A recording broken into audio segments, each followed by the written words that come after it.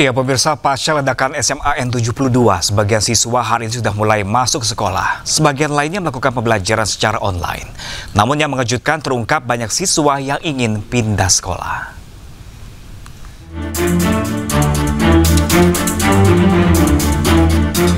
Pramono Anung mengaku kaget setelah menerima laporan yang disampaikan oleh kepala sekolah bahwa ada beberapa siswa yang trauma karena trauma minta pindah sekolah dari SMA Negeri 72 Jakarta pasca tragedi ledakan. Selanjutnya, Pramono menyerahkan sepenuhnya bagi SMA Negeri 72 untuk memberlakukan kembali kegiatan belajar mengajar. Dan pihak sekolah diharapkan dapat berdialog dengan murid dan guru untuk menentukan waktu dimulainya kegiatan belajar mengajar secara offline. Saya kemarin sudah berkomunikasi secara langsung dengan kepala sekolahnya. Mereka akan mengundang murid dan guru-gurunya untuk berdiskusi. Tetapi prinsipnya saya sampaikan kepada ibu kepala sekolah, kalau memang Senin besok sudah siap, silakan dibuka. Tapi kalau belum siap, jangan dipaksakan. Memang yang saya kaget, Bu Kepala Sekolah juga menyampaikan ada beberapa siswa yang trauma. Nah, karena trauma minta pindah sekolahnya, tetapi kan ini menjadi persoalan tersendiri.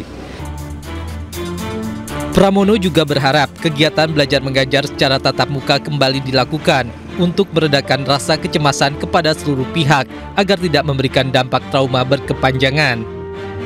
Sebelum kegiatan belajar dimulai, pihak sekolah akan mengundang orang tua siswa untuk memberikan pemahaman mengenai langkah-langkah pemulihan yang dilakukan bersama pihak sekolah, psikolog, serta unsur wilayah setempat.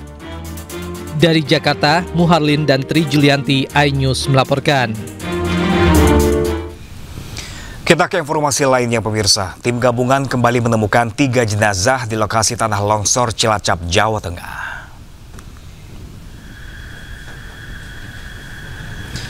Korban dievakuasi ke RSUD Majenang, Cilacap, Jawa Tengah untuk identifikasi dan diserahkan ke keluarga untuk dimakamkan.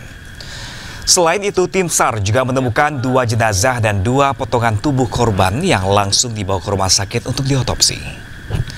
Hari ini, tim SAR akan melanjutkan pencarian 7 korban hilang.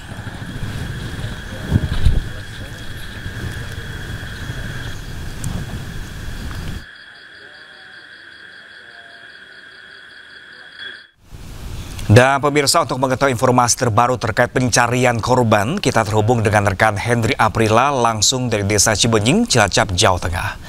Selamat siang rekan Henry, bagaimanakah proses pencarian ke-7 korban yang hingga saat ini masih dicari dalam siang ini?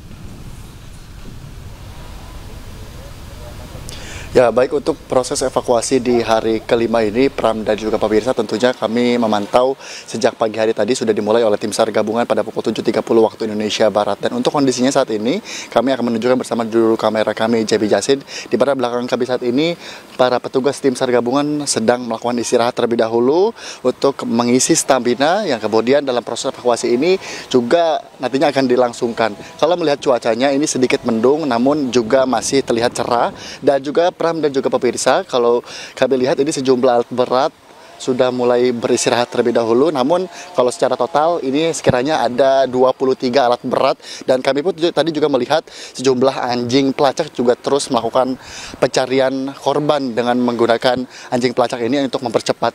Dan tidak hanya itu, Pram dan juga pemirsa, di titik kami saat ini merupakan titik di Dusun Tarukahan yang juga ini menjadi titik di mana korban terdampak. Dalam insiden ini memang terjadi di kawasan Desa Cibenying, tepatnya di kelurahan, maksudnya di Kabupaten Cilacap, tepatnya di Jawa Tengah. Dan memang sejumlah warga pun juga ikut menyaksikan di mana proses evakuasi ini dilangsungkan, yang kemudian untuk saat ini ditemukan berhasil di pagi hari pada sekiranya pukul 8 ini atau 9 maksud kami. Ini menemukan sebanyak 3 korban di titik sektor A1 atau tepatnya berada di Dusun Cibuyut. Dan untuk saat ini memang terdampak dari kedua dusun ini terlihat masih terus dilakukan proses evakuasi. Namun untuk saat ini dari petugas pun sedang melakukan istirahat terlebih dahulu, dan kita akan pantau bersama-sama bagaimana proses evakuasi yang dilakukan. Dan tidak hanya itu, secara total ini ada 46 orang yang terdampak dan 23 korban lainnya sudah dievakuasi dengan kondisi selamat. Namun ini 7 korban lagi masih dalam proses pencarian yang dilakukan oleh tim SAR gabungan. Sementara Pram, saya kembalikan ke Anda. Baik, Hendri Aprila melaporkan langsung dari Cilacap, Jawa Tengah. Tetap hati-hati dan selamat bertugas kembali. Ya, pemirsa, Nikita Mirzani live TikTok jualan skincare dari dalam penjara. Menteri langsung menegur Kalapas Pondok Bambu. Selengkapnya sesaat lagi, pemirsa, tetaplah bersama kami di Aizia.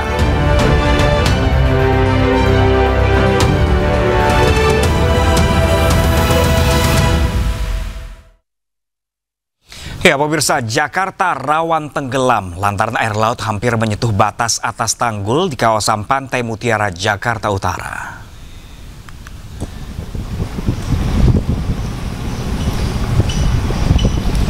Permukaan air di kawasan Pantai Mutiara, Penjaringan, Jakarta Utara tampak lebih tinggi dibandingkan daratan. Hal ini memunculkan kekhawatiran bahwa air dapat menyebabkan banjir di area pesisir.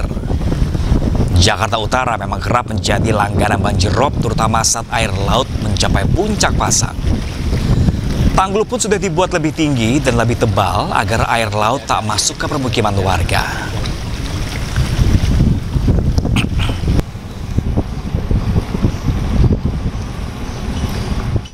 Sementara itu, pemirsa, Nikita Mirzani live TikTok jualan skincare dari dalam penjara menggunakan fasilitas rutan Pondok Bambu. Menteri Imigrasi dan Pemasyarakatan tegur Kalapas Pondok Bambu.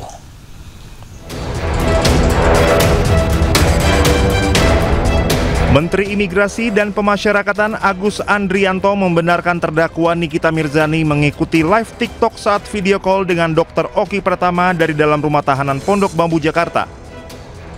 Agus mengatakan pihaknya telah memberikan peringatan keras kepada Kepala Lapas Pondok Bambu terkait aksi Nikita Mirzani yang bermain live TikTok sambil berjualan di dalam rutan. Menurut Agus, Nikita memanfaatkan fasilitas umum yang memang disediakan untuk warga binaan. Namun Agus menyesalkan fasilitas tersebut digunakan untuk keperluan yang tidak semestinya. Kalapasnya, tapi dia menggunakan fasilitas umum di sana. Cuman kita tidak menyangka yang bersangkutan menggunakan itu. Tapi saya sudah peringatkan kepada Pak Bu Kalapas untuk mengawasi walaupun pada saat yang bersangkutan menggunakan fasilitas umum yang ada di lapas. Memang ada fasilitas umum yang disediakan untuk warga binaan pemasyarakatan. Kita kan melarang mereka menggunakan HP di dalam lapas. Oleh karena itu tugas kita, kewajiban kita untuk menyediakan fasilitas umum kepada mereka. Memang pemakaiannya bergantian. Jadi memang ada di sana disiapkan begitu.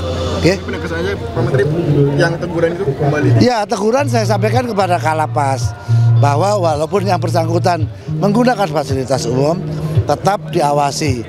Dan saya minta itu tidak terjadi lagi. Cuman kalau kejadiannya dia di luar lapas, kami mohon maaf ya. Hanya di dalam lapas, saya sudah peringatkan Kalapasnya untuk pengawasan kepada yang bersangkutan. Agus menegaskan penggunaan telepon genggam di dalam lapas tetap dilarang.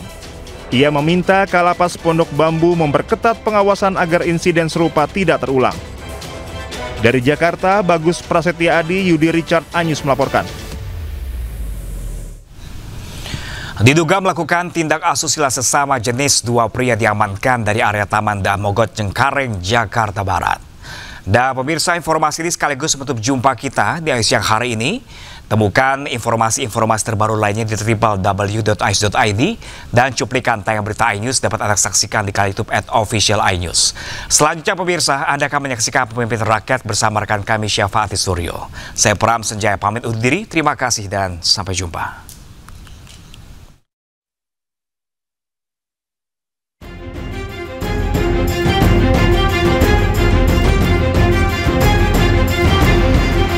Diduga melakukan tindak asusila sesama jenis, dua orang pria diamankan petugas di area Taman Daan Mogot, Cengkareng, Jakarta Barat.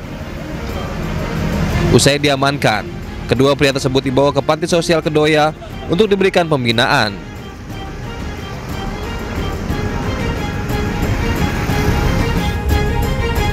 Salah seorang pedagang di sekitar lokasi menyebut bahwa taman di area ini kerap didatangi pria pada malam hari. Apalagi lokasi ini minim penerangan.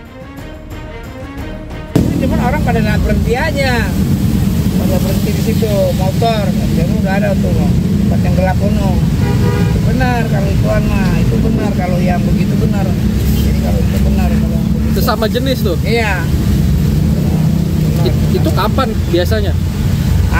jam-jam 10, jam 11 tuh kayak ada mulai ada tuh jam 11, 12 lah. Tiap malam? Tiap malam. Untuk menghindari kejadian serupa, petugas Suku Kehutanan dan Pertamanan Jakarta Barat memangkas pohon di sekitar lokasi. Langkah ini dilakukan agar taman lebih terbuka dan bisa dipantau warga sekitar. Dari Jakarta, Rizky Faluvi, iNews melaporkan.